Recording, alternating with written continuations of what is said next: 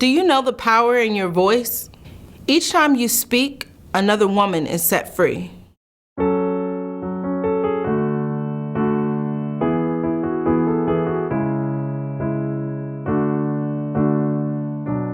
Well, I've been struggling with addiction since I was 15 years old. I was in a marriage where my husband was on drugs and we lost everything.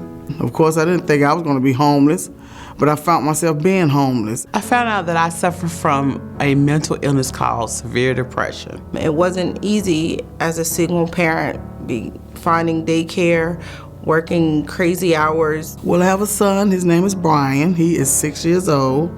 He was 5 at the time, and I have a daughter named Crystal. She's 17 and she was 16 at the time. You know, I hated myself. I hated the things that I did to get the drugs. I was already in the spiral, basically. I was already in the episode. So some nights we slept in the car. Some nights I drove all night long just for my son to sleep. Leading me to lose my home, my car, everything that I considered to be a successful adult. It was so hard. It was so hard for me than just to see them laying on the floor. Because I didn't have insurance and I didn't have the resources to get my medication. I have a small son that I ended up abandoning with my mother.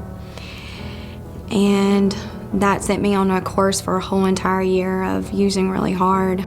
So when I lost my job, I just packed up everything in my car.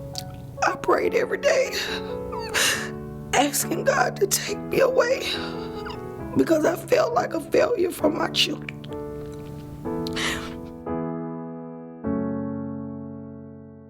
Let me tell you what you did for me. I was in a dark place and you empowered me. When I couldn't advocate for myself, you gave your vote for me. When I was weak, you said, "Woman, believe."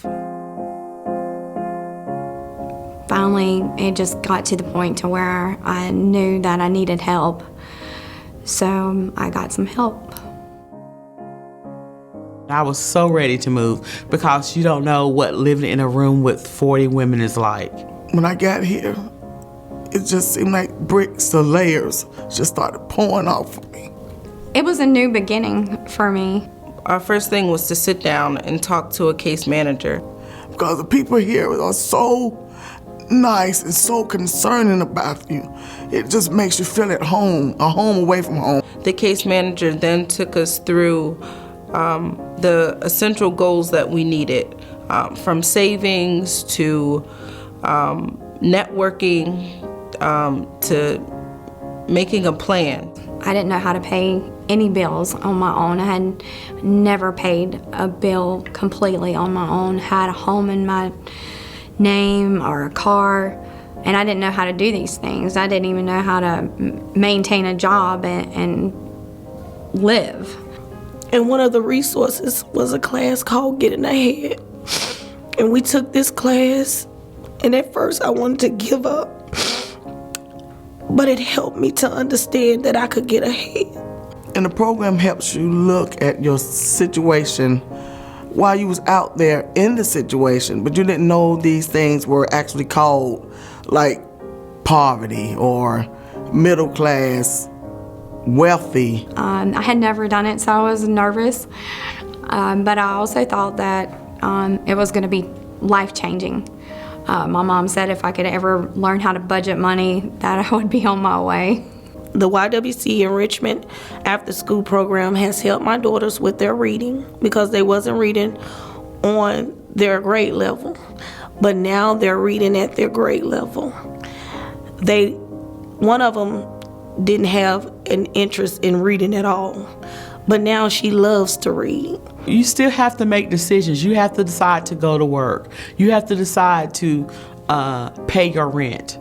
They charge a rent here. You have to decide to do things, you know, that everyone else does every day, but you have the choice to do it. I know that I was going home and I could lay my head down and everything was going to be okay and start the day over.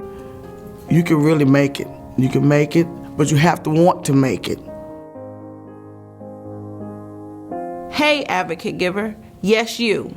I have another chance because you gave what you knew.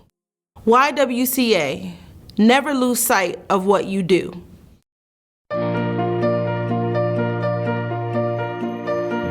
You were able to get back to what you perceive as being normal.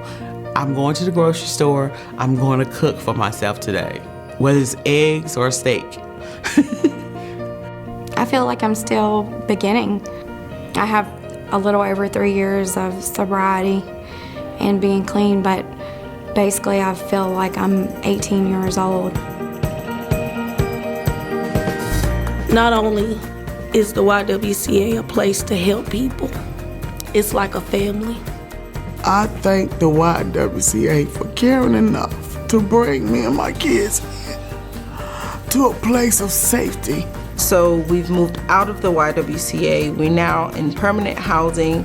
We have a beautiful 3-bedroom ranch house. I'm still working. I brought a car this year, and I found out the day before yesterday that I got an apartment. We feel secure. I'm able to stand and take care of my children. I am forever grateful for the YWCA. And me, Melissa Hicks, I want to make it, and I am gonna make it. And I just have 3 words I wanna say. Life goes on.